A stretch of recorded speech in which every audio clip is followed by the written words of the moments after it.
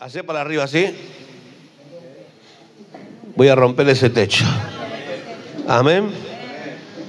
Decirle que está a tu lado, vamos a romper ese techo. En el nombre de Jesús. ¿Cuántos creen que lo van a romper? Amén. Muy bien. Muy bien. La Biblia dice que nuestra lucha no es contra sangre y carne.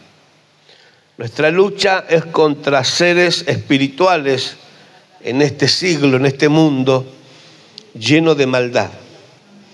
Estas legiones y estos gobernadores espirituales gobernados por el mismo Satanás están alojados sobre naciones, sobre pueblos, sobre ciudades, sobre barrios.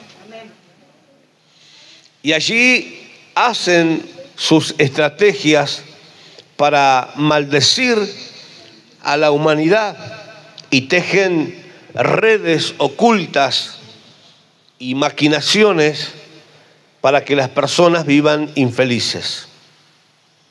Ahora, es una lucha espiritual que el Señor se la dio a conocer a través del libro de Efesios. Pablo, escribiéndole a la iglesia de Éfeso, le dicen: pónganse en toda la armadura espiritual.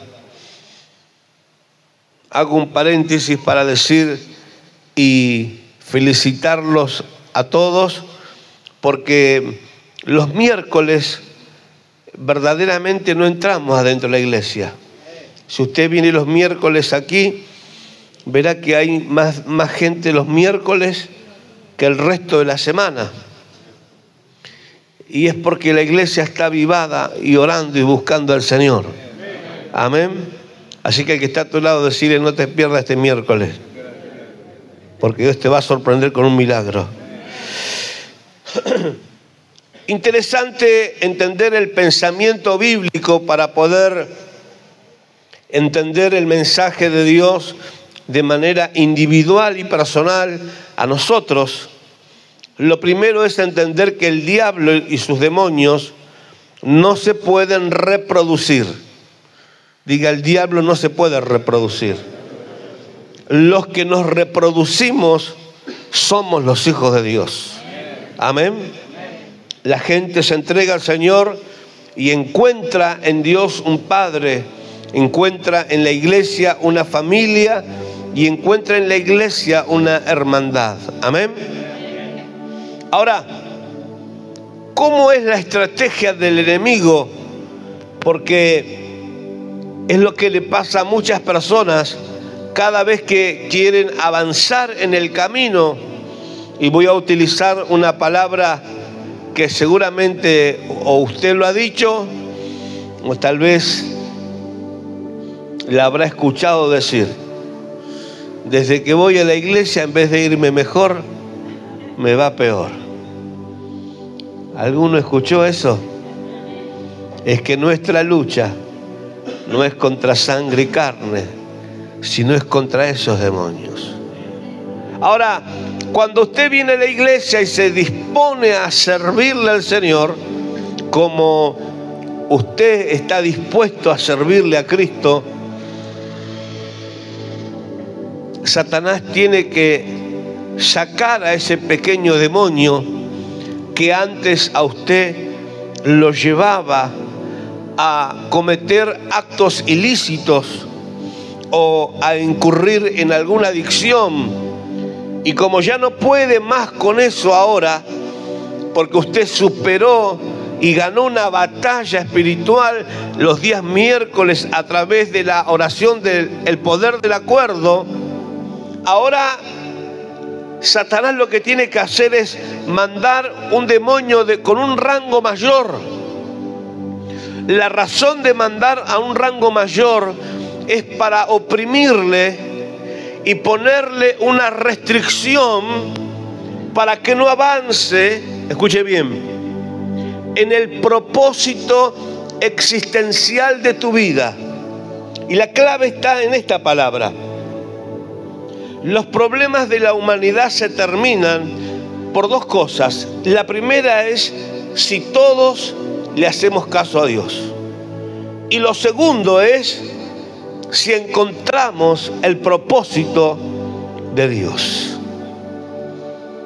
Yo quisiera preguntar si usted conoce cuál es el propósito de Dios en su vida.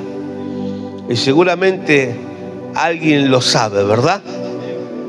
Hacer, por lo menos para esta iglesia, nuestro propósito, y cuando Él lo quiera cambiar, Él va a romper ese papel y hará conforme a su beneplácita voluntad. Pero hasta el día de la fecha hoy, nuestro propósito es hacer de cada creyente un discípulo de Cristo. Trabajamos para eso, ofrendamos para eso, diezmamos para eso, evangelizamos para eso, hacemos la célula para eso, estudiamos para eso, para hacer de cada creyente un discípulo para Cristo. Amén. Así que muchas veces en nuestras vidas espirituales y también en nuestras vidas ministeriales nos encontramos con distintos procesos de obstáculos que aparecen y son como techos que nos impiden avanzar. Sin embargo, la Biblia nos muestra cómo Dios nos da la capacidad sobrenatural para romper esos límites que las circunstancias, la vida o Satanás nos pone por delante. Superar los límites personales es un proceso que involucra, diría yo, el autoconocimiento de las cosas. Conocer qué me pasa cuando no puedo avanzar. ¿Estamos de acuerdo con eso? Reconoce o reconocemos que hay cosas que no nos dejan avanzar. Me contaba un hermano, me dijo: pastor, yo nunca le pude decir a mis hijos que lo amaba, pero desde que me entregué a Cristo, ahora les digo que los amo. Algo tan normal debería ser, ¿verdad?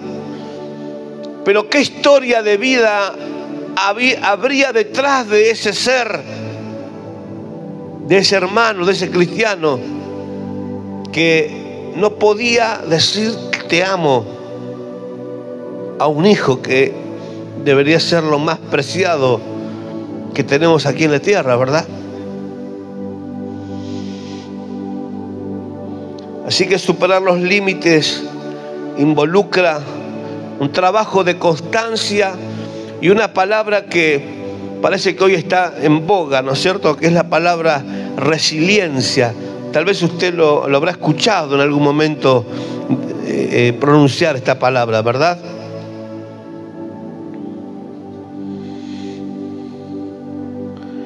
La resiliencia es la capacidad de recuperarse después de las dificultades de la vida. La resiliencia es la capacidad de pararse en medio de los fracasos, porque los fracasos no son los finales, son los comienzos de las nuevas oportunidades sobrenaturales que Dios le pone a un cristiano para levantarse. Para levantarse y para entender que hay una oportunidad de dar un vuelco a la historia de su vida y dar un paso de mejora. ¿Y a cuántos de los que estamos aquí nos gustaría mejorar un poquito más? Cuando digo estas palabras, siempre le digo lo mismo: no trates de mejorar de golpe, porque yo he tratado de mejorar de golpe y jugué a la pelota con algunos muchachos y me tropecé en el camino. La cabeza va muy adelante, pero el cuerpo y los piecitos están en el mismo lugar. Y hay veces que en el camino del Señor queremos hacer todo de golpe, pero no es todo de golpe, es un paso a la vez. Amén. Así que la perseverancia para esto es algo fundamental. Así que aquí entro con el mensaje de hombres que superaron sus propias limitaciones y que Dios quiere hoy hablarnos a todos nosotros. La historia que elegí para hoy es el libro de Marcos, el capítulo número 2, donde Marcos trata la historia de un hombre que estaba paralítico. Entró Jesús, el verso 1 dice, otra vez en Capernaum, después de algunos días, y se oyó que estaba en casa. Inmediatamente se juntaron muchos, de manera que ya no cabían ni aún a la puerta. Había mucha gente. Y les predicaba Jesús la palabra. Entonces vinieron a él unos trayendo a un paralítico que era cargado por cuatro amigos tenía. Qué buenos amigos, ¿verdad? Como el hermano contaba, ¿no? Ahí tenemos uno de los 4 amigos. Y como no podía acercarse a él a causa de la multitud, dice que rompieron el techo donde estaba y haciendo un hueco en el techo, bajaron al que estaba prohibido de caminar, al paralítico. Al ver Jesús la fe de ellos, dijo al paralítico, hijo, tus pecados te son perdonados. Entonces allí sentado algunos de los demonios disfrazados de religiosos, los cuales cavilaban, pensaban en sus corazones, ¿por qué habla este así, blasfemias? Dice, ¿quién puede perdonar pecados si no solo Dios? Y conociendo luego en su espíritu Jesús lo que ellos cavilaban, lo que pensaban en sus corazones, Jesús les dijo, ¿por qué piensan ustedes así en sus corazones? Que es más fácil decir al paralítico, tus pecados te son perdonados, o decir, levántate, toma tu lecho y anda. Pues para que sepáis que el Hijo del Hombre tiene potestad en la tierra para perdonar pecados, dijo al paralítico, a ti te digo, levántate, toma tu lecho y vete a tu casa. Aleluya. Entonces él se levantó enseguida y tomando su lecho salió delante de todos, de manera que todos se asombraron y glorificaron a Dios diciendo, nunca hemos visto tal cosa. Quiero que le digas al que está a tu lado, a partir de ahora nunca verás tantos milagros como los que vas a ver este año. Decíselo creyéndolo en el nombre de Jesús. Y ahora da un aplauso a Dios.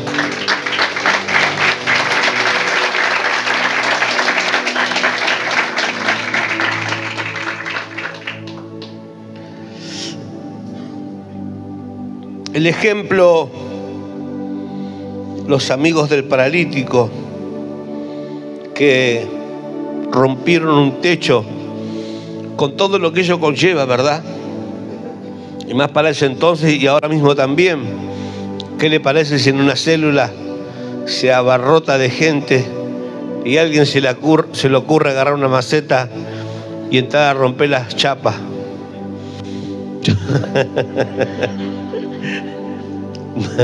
Yo creo que el paralítico y los 4 salen averiados todos, ¿no? Se interrumpe la célula.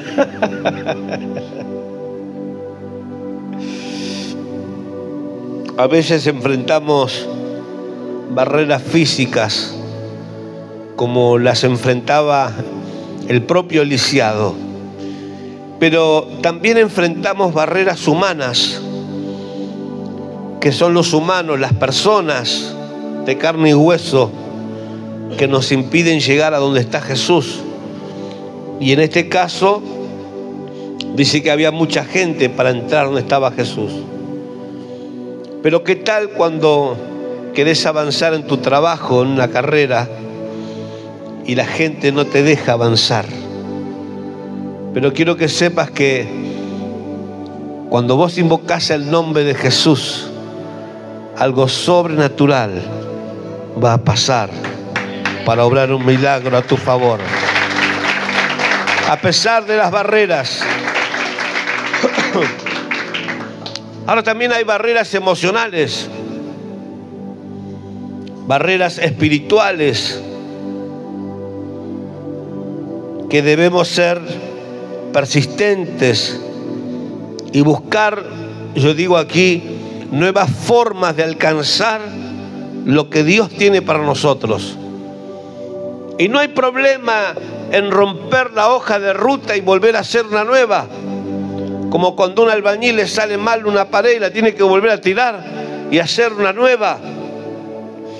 Y hay momentos que en la vida tenemos que tomar un plan de ruta. Y tal vez el plan de ruta que has tomado durante todos estos 20 años te salió todo mal.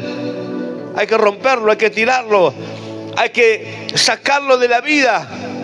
Y hay que tomar el plan de ruta de Cristo. Cristo no falla. Su palabra es fiel, su palabra se cumple. Todo lo que está aquí se ha cumplido desde el día 0 hasta el día de la fecha. Él nunca te va a fallar. Él te ama con amor eterno. Aunque peques, Él te perdona. Él te sigue amando. Por eso Él en esta noche quiere que rompas esos techos, esos límites humanos, esos techos que te impiden crecer en la vida. Número 2. El segundo techo para romper son los miedos y las inseguridades. ¿Alguna vez aquí alguien sintió miedo? ¿Sentimos miedo en algo? ¿Tuviste a un hijo o vos mismo la necesidad de dormir con la luz prendida? Es hora de apagarla. Amén. Porque el ángel de Jehová acampa alrededor de los que le temen y los defiende. La historia es de Pedro. Aquí encontramos en Mateo capítulo 14. Pedro lo que hace es desafiar la lógica humana.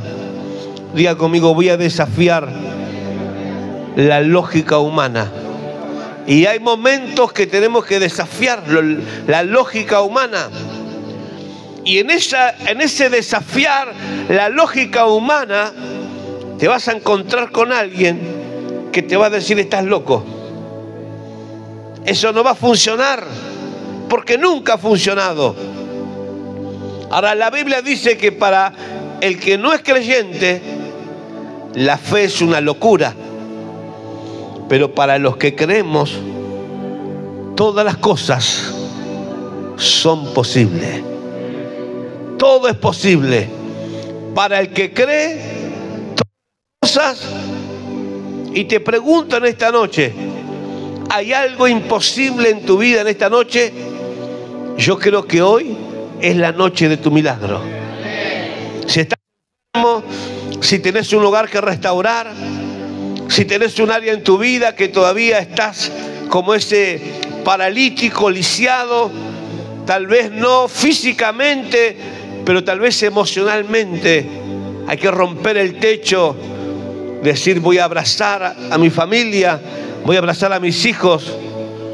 Y pasa muchas veces que cuando la gente viene a la iglesia y un hermano lo va a abrazar y está duro así, ¿no? Nos ha pasado todo eso, ¿verdad? hasta que se convierta a Cristo. Y ya después muy pegajoso el hermano, ¿no? Anda a los besos con todo.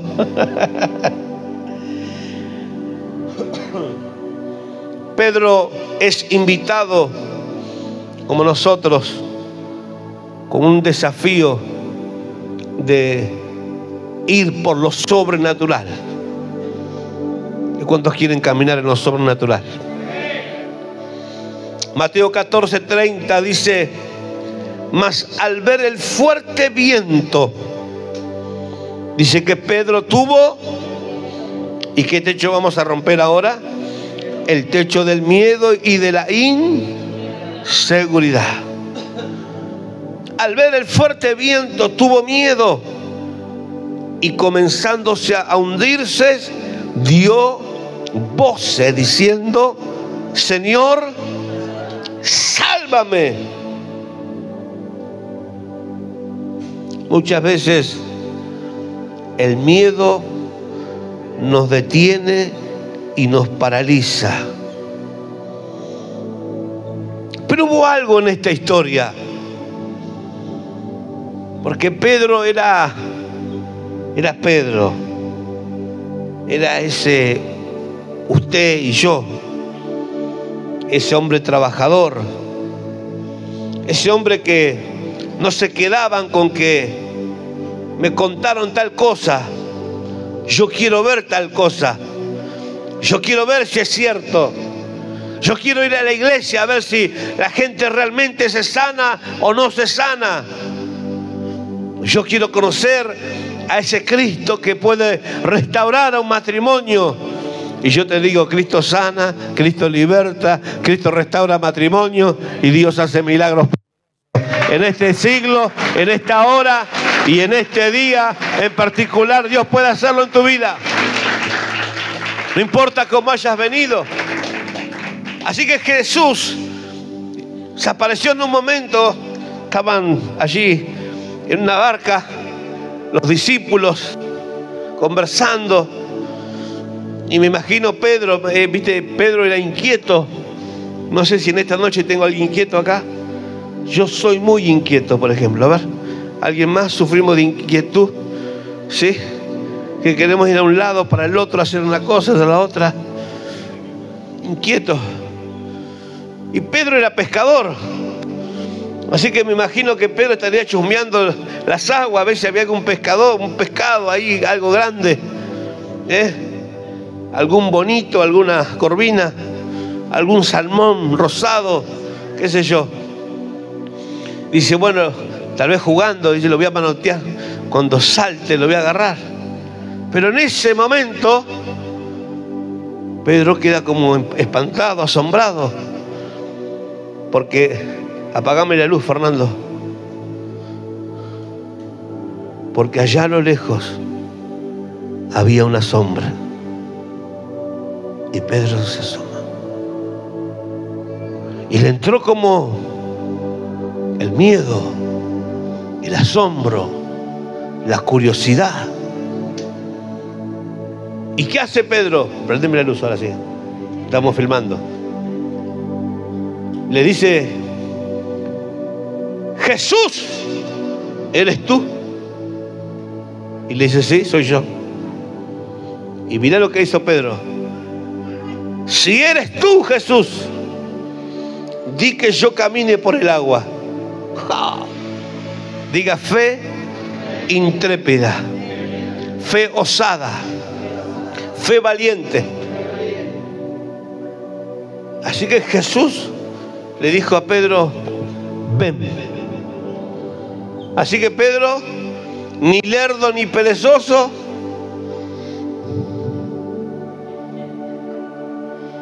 miraba el agua, ¿no? Y de repente saca un pie, toca con el pie así, y como que el agua se empieza a cristalizar.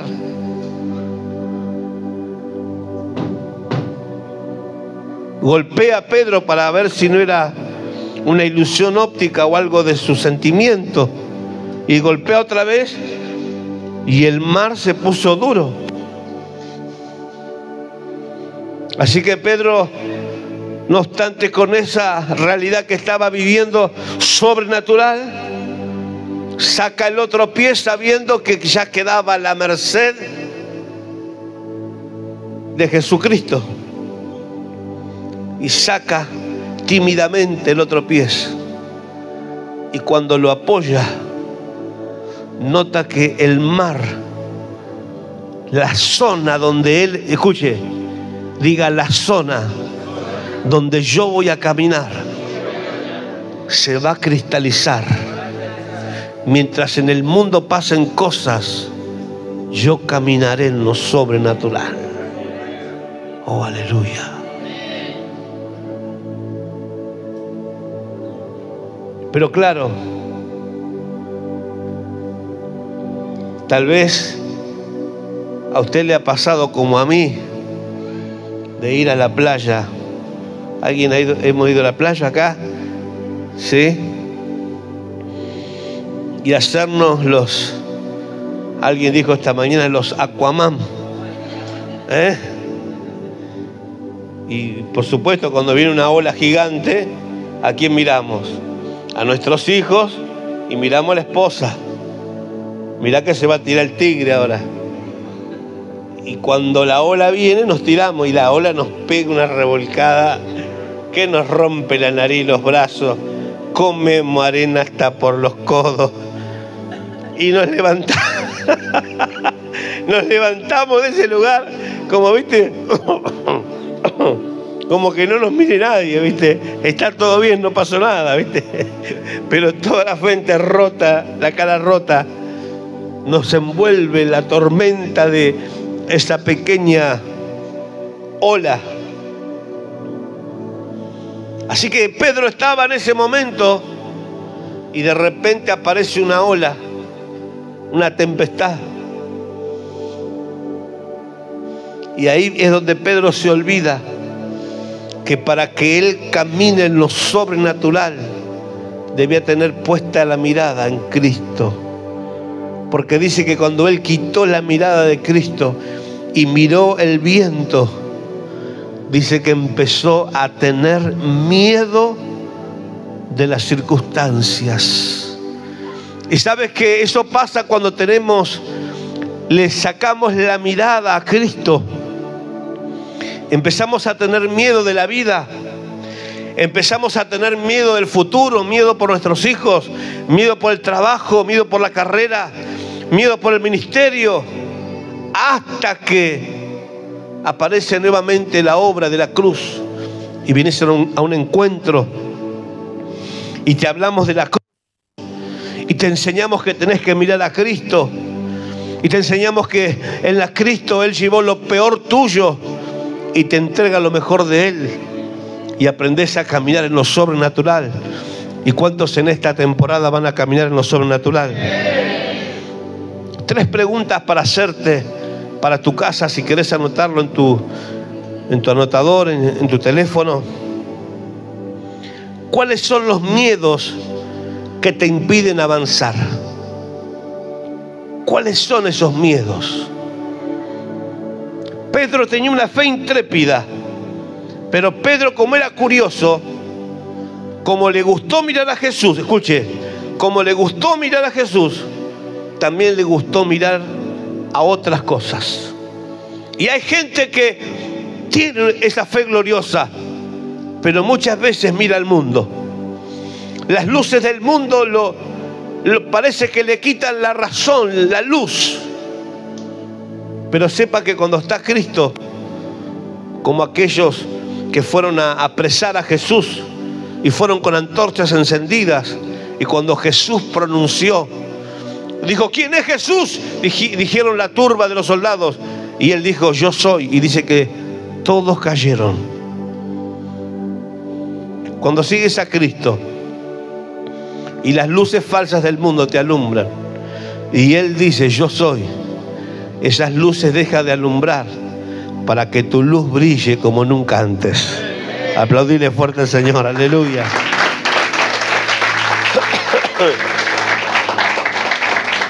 Lo segundo es, ese miedo tiene un nombre. ¿Le podés poner un nombre a ese miedo? ¿Por qué razón? Porque a partir de ponerle un nombre al miedo, podemos decidir qué hacer con eso. ¿Sí? Tal vez el nombre del miedo es tu papá, y tu papá se murió, y hay que superarlo a eso. Ya está. O tal vez es un jefe de trabajo, un maestro, alguien de la escuela que te tiene a mal traer. Pero cuando vos identificás eso, podés tomar una decisión. Y cuando se trata de un ser humano,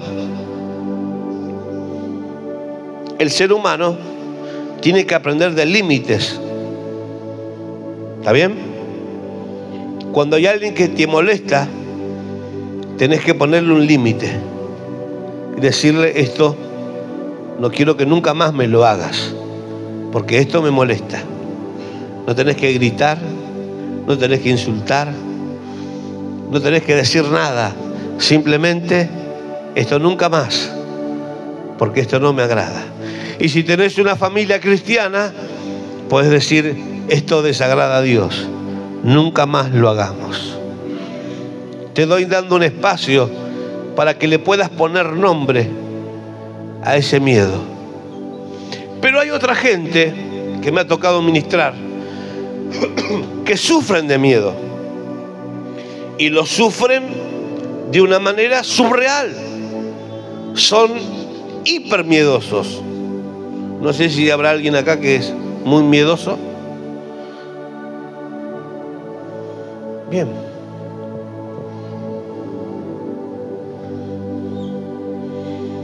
Si sobre ese miedo tuvieras que hacer una película, ¿cómo le pondrías de nombre a esa película?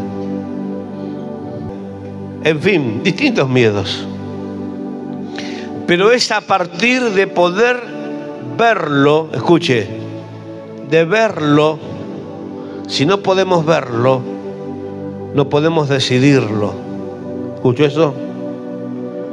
Si yo no puedo ver qué me pasa frente a eso, dónde me duele, qué me sucede, dónde lo siento el dolor en mi alma, qué pasa con ese miedo.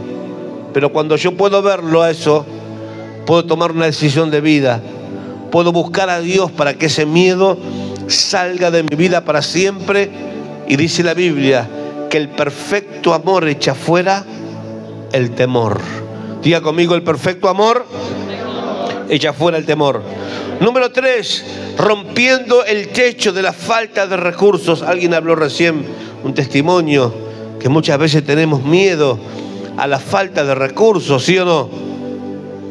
Y tenemos en la Biblia, siempre nos da ejemplos muy hermosos de esto. En tiempos de hambre, dice que había una viuda, la viuda de Sarepta. Dice que solo tenía un poco de harina y un poco de aceite nada más. Pero esta viuda hizo algo, obedeció la palabra. Y en este caso era del profeta Elías. Y cuando alguien obedece la palabra, el milagro acontece. Yo te quiero en esta noche desafiar. Si necesitas un milagro, cree a esta palabra.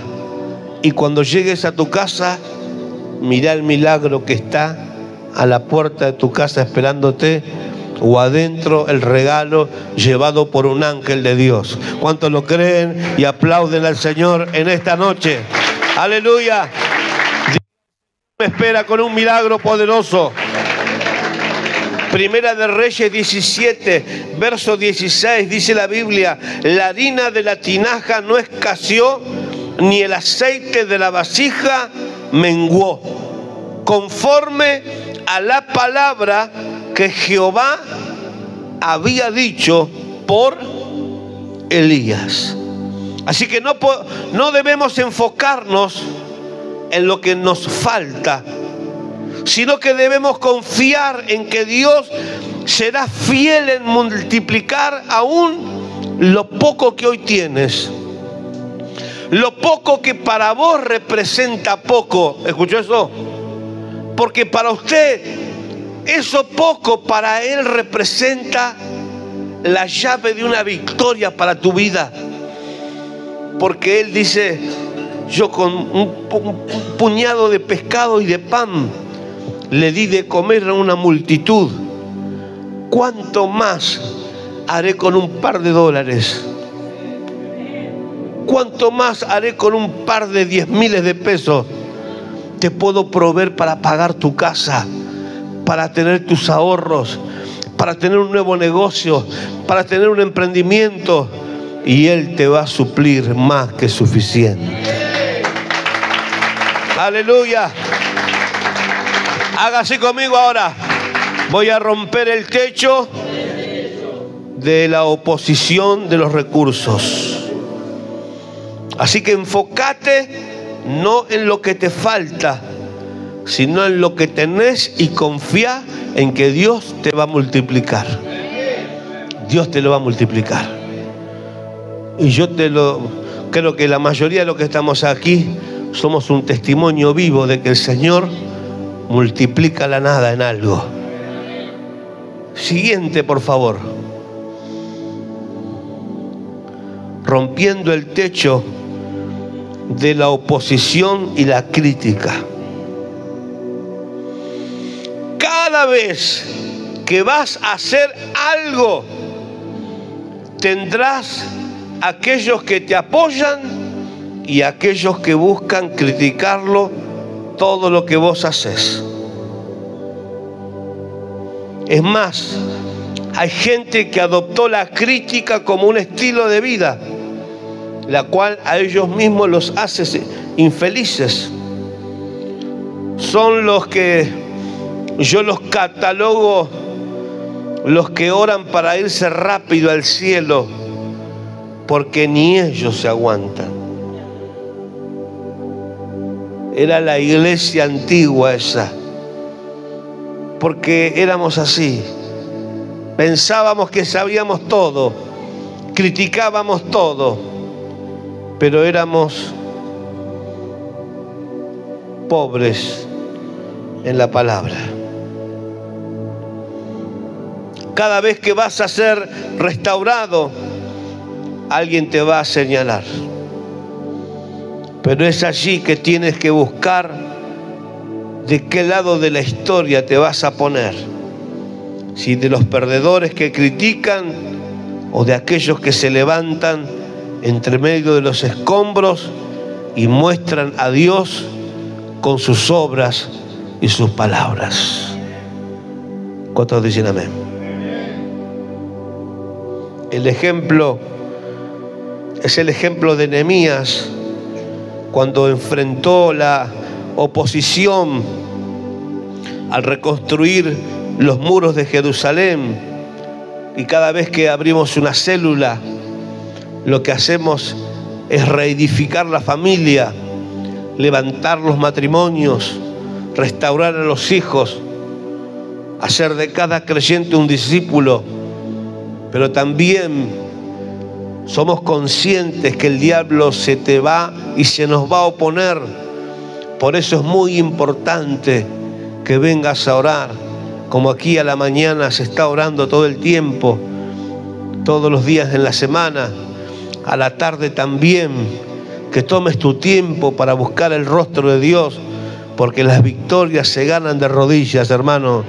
Las victorias se ganan de rodillas, las ganan buscando la presencia del Señor. Aleluya.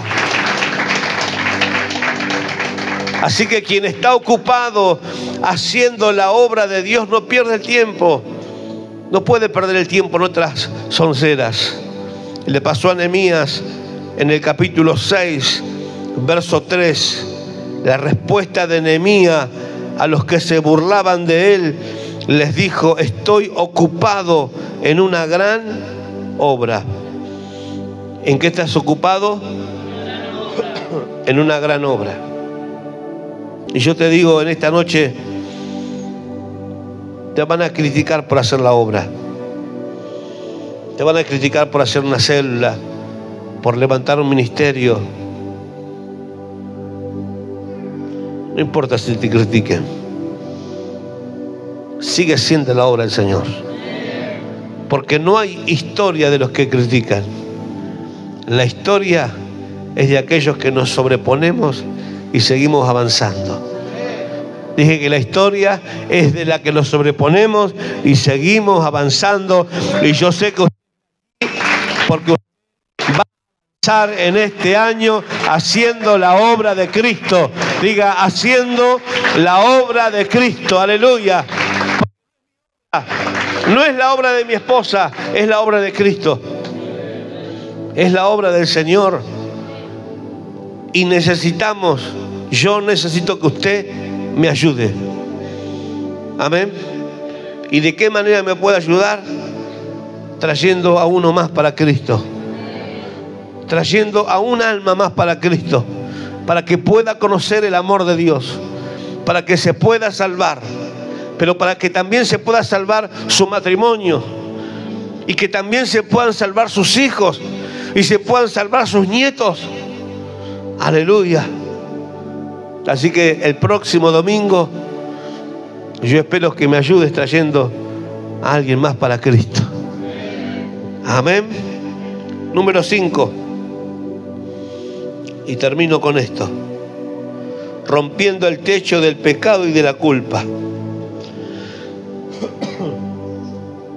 El hijo pródigo tuvo que romper con esto que es la culpa, la vergüenza, el desdén de haber fallado al Señor. Y en esta noche le quiero hablar a los hijos pródigos que tal vez están aquí, pero tal vez están escuchándome a través del YouTube. Tal vez eres alguien que se apartó de los caminos del Señor y malgastaste todo lo que tenías. Es el momento que el Espíritu Santo te está llamando que vuelvas a casa. Dice la Biblia que el perro vuelve a su propio vómito. Traducido en tiempo actual es volver otra vez a delinquir, volver a las drogas, volver a lo de antes.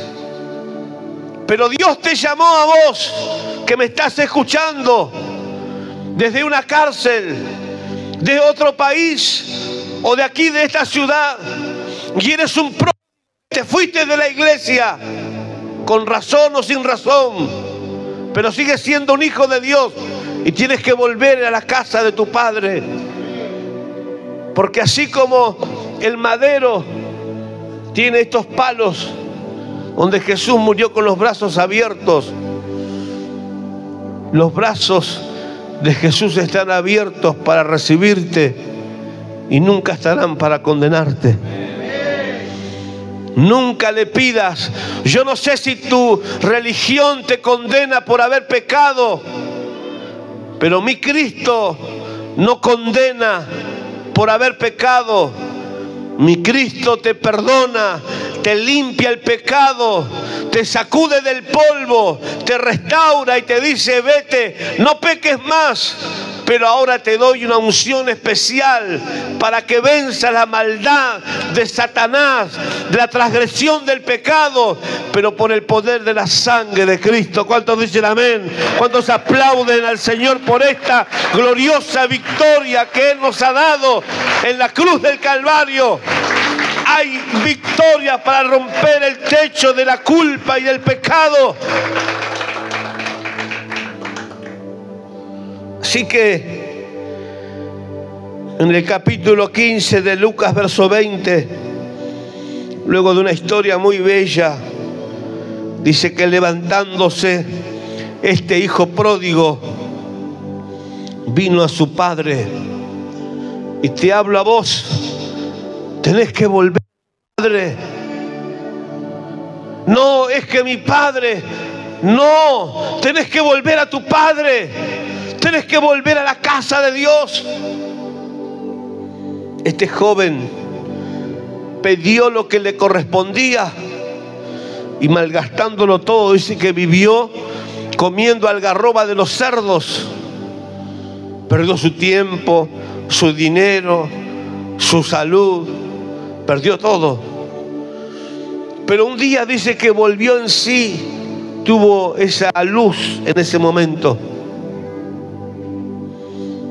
Y levantándose vino a su padre.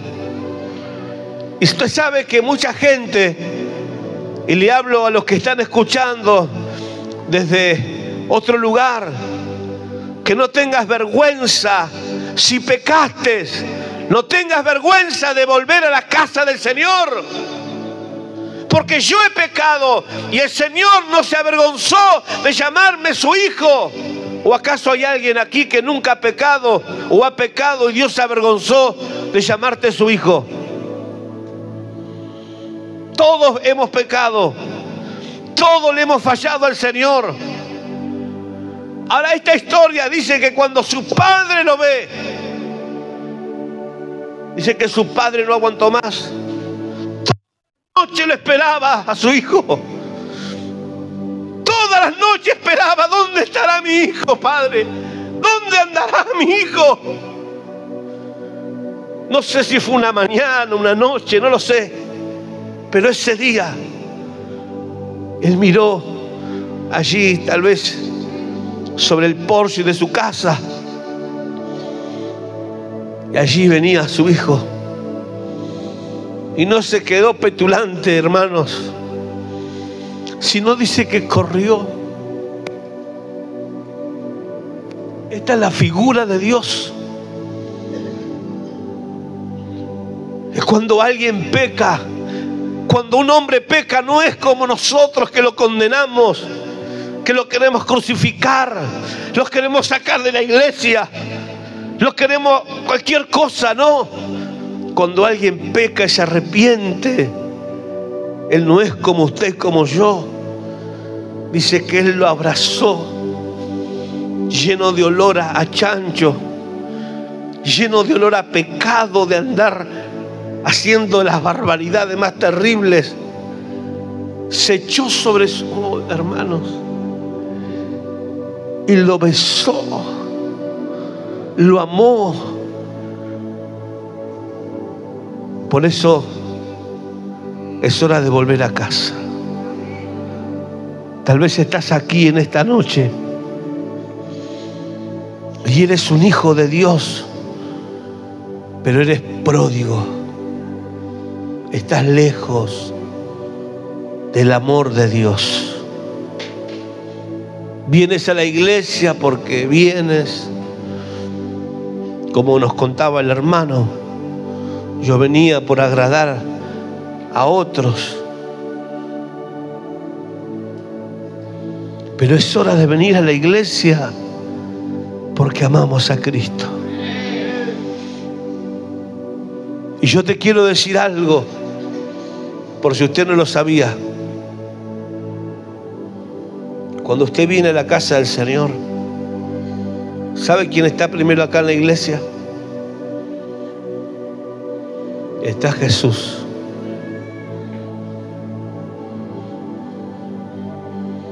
No sé quién es el primero que abre la iglesia, pero yo sé que el primero que llega es Jesús. Y Él entra con su presencia. Él sabe que ibas a venir esta noche. Él sabe que ibas a venir con tu familia. Y al decir esto tengo que decir que nosotros no le buscamos a Dios, sino que Él nos busca a nosotros. Él se revela a nosotros. Y la razón de que estás aquí es porque Él te ama. Y Él quiere que vos en esta tierra, lo que vivas en esta tierra, vivas en paz, vivas una vida feliz y vivas una vida con un propósito. Una vida que ame a Cristo toda una vida. Así que no importa cuán lejos hoy hayas caído de la gracia de Dios, siempre los brazos del Señor estarán abiertos para recibirnos. Póngase de pie y vamos a cantarle al Señor en esta noche.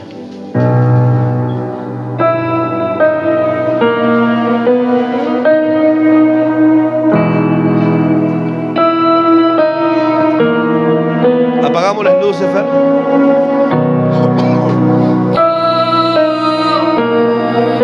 Y si necesitas oración, ven aquí al altar que queremos orar por tu vida.